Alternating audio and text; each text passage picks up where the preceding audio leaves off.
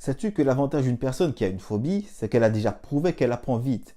Les phobiques sont des gens capables d'apprendre très vite quelque chose de complètement ridicule. La plupart des gens ont tendance à considérer une phobie comme un problème et non un accomplissement. Ils ne se disent jamais, si je peux apprendre à le faire rapidement, je devrais être capable d'apprendre n'importe quoi rapidement. Aujourd'hui, dans cette nouvelle format de vidéo, on va parler phobie en tâchant d'être le plus clair possible. C'est parti.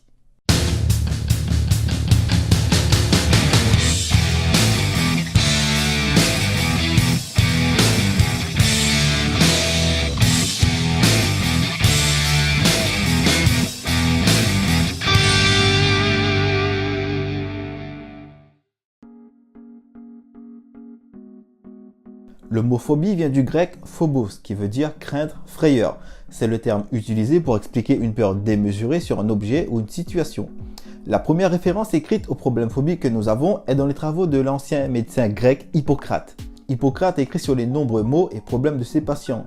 Dans l'une de ses œuvres, intitulée Le 7e livre des épidémies, Hippocrate a décrit une situation chez un homme nommé Nicanor. Chaque fois que ce Nicanor sortait boire, il était terrifié par la musique d'une flûte jouée par des musiciens. Comme l'écrivait Hippocrate, quand le joueur de flûte a commencé à jouer, la musique l'a immédiatement plongé dans une telle frayeur qu'il n'a pas été en mesure d'en supporter le désordre. Bizarrement, la musique d'une flûte n'a dérangé Nicanor que de nuit pour certaines raisons.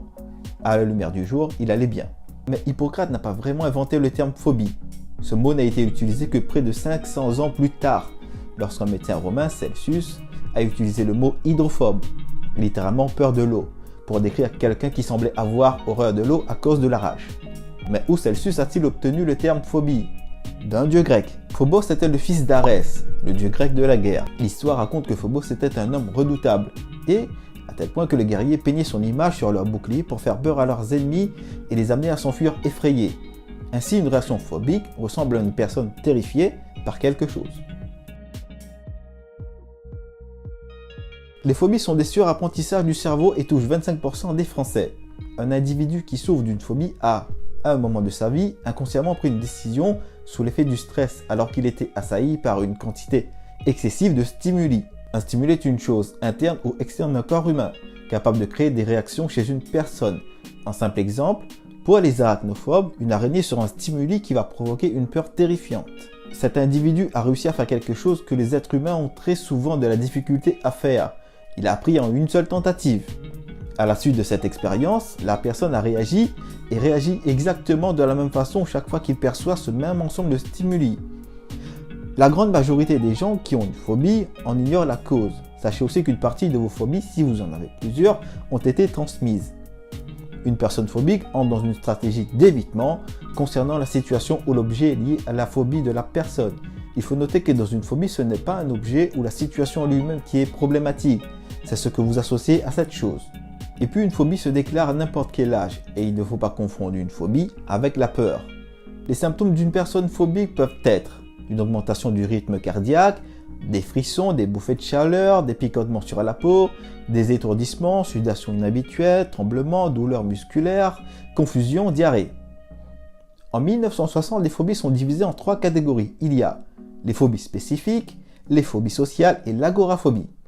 Les phobies spécifiques peuvent inclure la peur persistante, comme des chiens, des insectes, des serpents, conduire une voiture, des hauteurs, des tunnels ou ponts, des orages, etc. Lorsque les enfants ont des phobies spécifiques, par exemple une peur des animaux, ces craintes disparaissent généralement avec le temps, même si elles peuvent persister jusqu'à l'âge adulte. La phobie sociale peut faire craindre d'être humilié ou gêné devant d'autres personnes. Ce problème peut également être lié à des sentiments d'infériorité et de faible estime de soi, et peut pousser une personne à abandonner l'école, à éviter de se faire des amis et même à faire rester au chômage. Les personnes souffrant de phobie sociale peuvent, juste pour citer quelques exemples, voir les petites erreurs comme plus exagérées qu'elles ne le sont réellement, sentir que tous les yeux sont sur eux, peur de parler en public, de fréquenter une personne ou de parler avec une personne en situation d'autorité, peur d'utiliser les toilettes publiques ou d'aller au restaurant, peur de parler au téléphone ou d'écrire devant les autres. L'agoraphobie suscite l'inquiétude des gens de se trouver dans des endroits ou des situations dans lesquelles il pourrait être difficile ou gênant de s'échapper, comme dans une pièce pleine de monde ou dans un ascenseur. Dans le cas extrême, une personne souffrant d'agoraphobie peut avoir peur de quitter sa maison. Bien que ce trouble soit parfois considéré comme de la timidité, ce n'est pas la même chose. Les personnes timides n'éprouvent pas une anxiété extrême dans les situations sociales, et ne les évite pas nécessairement.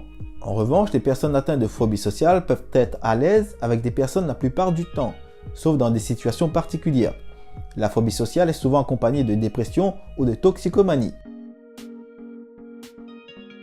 La méthode la plus couramment utilisée pour soigner une phobie est la TTC, qui veut dire thérapie cognitive comportementale, où le patient doit subir d'être confronté à sa phobie par le biais d'images ou de sons en fonction de la phobie. Et un thérapeute est en mesure de prescrire des anxiolytiques et antidépresseurs pour soigner une phobie. Pour ma part, je préfère l'utilisation de la PNL. PNL veut dire programmation neuro-linguistique et ça a été inventé par Richard Bandler et John Grinder. Un praticien ayant une excellente maîtrise de cet outil pourra traiter une phobie en 10 minutes, sachant que les fondateurs de la PNL le font bien plus rapidement que ça et avec une facilité déconcertante. Généralement, un individu est déjà resté calme à la vue ou la présence par exemple d'un serpent.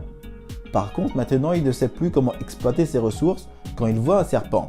Ce qui fait la différence, c'est ce qui est attaché désormais avec l'objet ou la situation, comme je te l'ai dit précédemment. Pour guérir une phobie, il suffit de comprendre la structure de modélisation d'une personne pour pouvoir commencer à le faire changer car toutes les phobies fonctionnent de la même façon. Dans ma dernière vidéo, j'avais fait une petite parenthèse pour t'expliquer que l'être humain perçoit le monde à travers de 3 filtres. La vue, l'ouïe et la kinesthésie, donc ce que tu vois, ce que tu entends et ce que tu ressens. Quand je parle de structure de modélisation, je parle de ces 3 filtres. C'est un peu plus compliqué, mais là on s'intéresse juste à ces 3 filtres en question. Je t'explique. Un humain fait l'expérience de la réalité avec ses filtres à chaque instant. Constamment, il entend, voit et ressent des choses qui seront traitées par le cerveau. Sauf que chaque personne ne voit pas la réalité de la même façon. Prenons un exemple.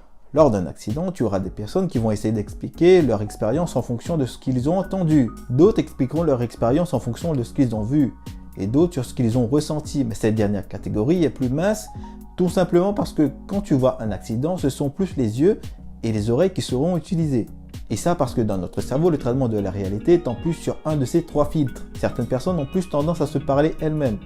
Elles utilisent plus couramment des phrases comme « j'entends bien ce que tu me dis » ou « je me disais que ». Ce sont des personnes qui perçoivent la réalité plutôt de façon auditive, tandis que d'autres sont plus axés sur le visuel et par exemple au lieu de se parler à eux-mêmes verront des images, des films, des diaporamas. Ces personnes utilisent plutôt des phrases comme « je vois » ou « j'imagine ». Et là où la PNL devient puissante, c'est qu'il utilise ces filtres pour jouer sur la structure de modélisation d'une personne afin de guérir une phobie. Un exemple, quelqu'un qui a l'ophiophobie, la phobie des serpents. Cette phobie est généralement due au fait de voir un serpent. La PNL va donc jouer sur le filtre visuel. Un praticien pourrait dire à son client « imagine un serpent rose avec des lunettes jaunes » et peut rajouter de le faire parler avec une voix aiguë. Si toi-même tu essaies cette méthode, tu pourrais te mettre à rigoler. Et c'est là un des plusieurs avantages de la PNL, vu que c'est ridiculement efficace. Mais ça ne s'arrête pas là. Il arrive qu'une personne ait sauvegardé le moment exact lors de la création de la phobie avec les sensations qui y sont liées. Un praticien en PNL pourrait faire changer ça en prenant l'image ou le film ou le diaporama, peu importe, et d'en modifier la structure. Admettons que c'est une image. Il est possible de jouer sur la taille de cette image, la couleur, la distance, l'emplacement, la luminosité, ainsi que d'autres paramètres. Et chaque modification sur l'image provoquera une modification de la perception de cette image. En clair, chaque modification peut engendrer une augmentation ou une diminution de sensation sur l'image en question. Comme je le disais tout à l'heure, les phobies fonctionnent tous de la même manière. Le plus important, c'est de connaître le processus qu'une personne utilise et non le contenu de l'histoire personnelle de la personne qui est essentiel pour guérir une phobie. Je ne vais pas m'attarder plus sur la PNL, car de 1, ce n'est pas le sujet de cette vidéo, et de 2, il y en aura trop à dire. Enfin, passons. Si tu as une phobie et que tu veux t'en débarrasser, je te recommande plutôt d'avoir accès à la PNL, au lieu de prendre des médicaments ou de mettre des centaines voire des milliers d'euros dans une thérapie qui peut-être va aggraver ta situation. Oui, ça existe, malheureusement.